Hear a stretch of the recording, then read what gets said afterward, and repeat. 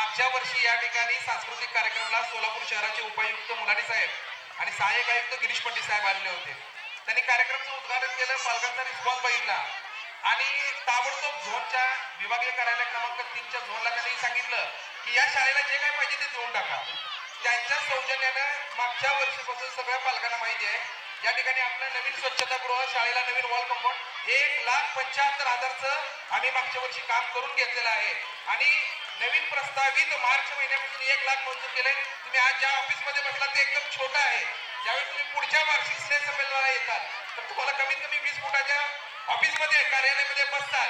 हा मी तुम्हाला शब्द देतो विभागीय कार्यालय झोन क्रमांक 3च्या सौजन्याने. तर अशीही कामं झालेली आहेत. तर दुसरा पुढचा कार्यक्रम आहे की सर्व मुलांना या वार्षिक स्नेह संमेलनाच्या दृष्टिकोनातून एक चुरस निर्माण व्हावी म्हणून वर्षभरात जे जास्तीत जास्त उपस्थित राहतात अशा मुलांना आपण मेडल देऊन गौरवान्वित करतो असतो. मला सांगायला अभिमान वाटतो की साहेब एक मुलगी होती, त्यांच्या आई तिच्या भावाचं लग्न होतं, मामाच्या लग्नाला जात नाही म्हणली, मी मला मेडल पाहिजे म्हणली. तर इतकी चुरस आहे त्याच्या. तर ह्या सर्व विद्यार्थ्यांचं एक पूर्ण मुलाची पाकळी म्हणून त्यांना आपण मेडल देऊन गौरवान्वित करूया. मी एकेकाची नावं घेतो, त्यांनी मंचावर यायचं आहे. इयत्ता 7वी मयूर पोद्दार, एकेकाने पुढे यायचं आहे. इयत्ता 6वी समज शेख, इयत्ता 5वी श्वेता जाधव, इयत्ता 4थी अंकिता वास्के, इयत्ता 3री गणेश गजेली, इयत्ता 2री मधुरा कोडम. सगळ्यांनी यायचं, सगळ्यांनीच यायचं. मधुरा कोडम, इयत्ता 1ली प्रज्ञा डिंगणे, इयत्ता बालवाडी शिवराज सलगर, सुकन्या आवार. हिनं पण पुढे यायचंय. सगळ्यांना मिळून हे आमच्या शाळेचे सर्वात जास्त उपस्थित असणारे विद्यार्थी आहेत. जवळजवळ 95% जास्त यांची अटेंडन्स आहे साहेब.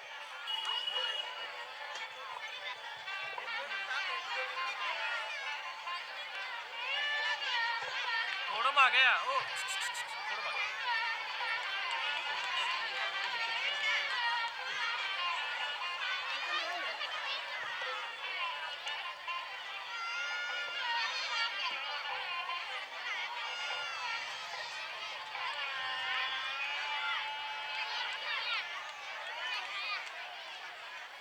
सर्वात जास्त उपस्थित असणारे हे विद्यार्थी आहेत. एकदा जोरदार टाळ्या वाजवा यांच्यासाठी.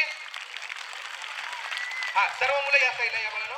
आता गुणवंत विद्यार्थी, प्रत्येक वर्गातला वर्ग शिक्षकांना दिलेला गुणवंत विद्यार्थी. इयत्ता 7वी दानेश्वरी यळसंगी, इयत्ता 6वी हरिप्रिया चेरबंडी, इयत्ता 5वी अभिजित मिनगुळे, इयत्ता 4थी साई कृष्ण कोंडा, इयत्ता 3री तनु मिनगुळे, इयत्ता 2री शिवा हेगडे, इयत्ता 1ली गेनसिद्ध पुजारी आणि इयत्ता बालवाडी प्रगती आरव. या सर्व विद्यार्थी शाळेतील गुणवंत विद्यार्थी आहेत, वर्गामधले टॉपर आहेत, कला क्रीडा सर्व क्षेत्रामध्ये अग्रेसर आहेत. या सर्वांना मेडल देऊन गौरवान्वित करावे. सगळ्यांना मेडल द्या.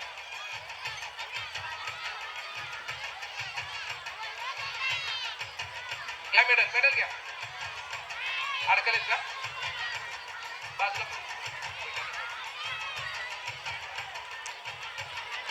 बरं ठीक आहे, ठीक आहे, चालतंय, राहू द्या, नंतर देऊ आपण.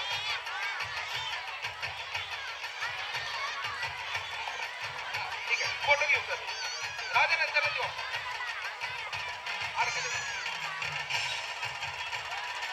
निघाली का? बरं ठीक आहे, तोपर्यंत ग्रुप फोटो या सर्वांचा. मला ना तुम्हाला आपण नंतर वर्गात देऊ. कार्यक्रमाची आपल्याला वेळ व्हायला लागेल, तोपर्यंत नंतर देऊ. बसून घ्या, वर्गात देतो. वर्गात चला. एकदा यांच्यासाठी सुद्धा जोरदार टाळ्या वाजवा. मेडल आणलेले आहेत, त्याची गाठ बसलेली आहे, ते निघत आहेत, नंतर देऊ. आजच्या या कार्यक्रमासाठी वेळेत वेळ काढून उपस्थित असलेले माननीय प्रशासनाधिकारी साहेब यांना नम्र विनंती करतो की त्यांनी आमच्या विद्यार्थ्यांना मार्गदर्शन करावे.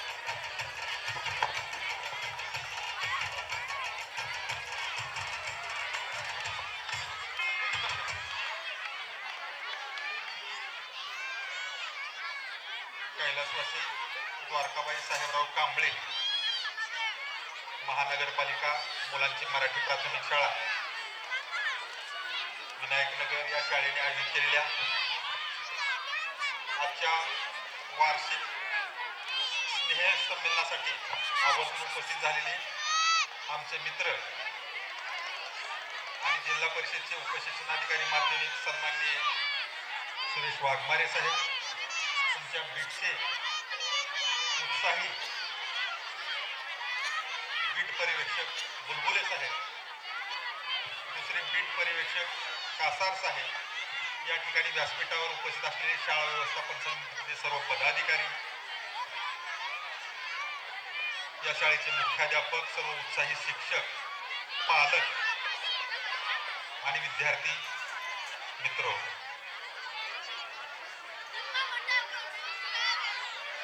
खरं तर वार्षिक स्नेह संमेलन अर्थात गॅदरिंग आणि त्या ठिकाणी भाषण कुणाचं लक्ष नसतं सर, बोलायचं फक्त तुमच्यासाठी, पालकासाठी, हे मला नेहमी माहित आहे.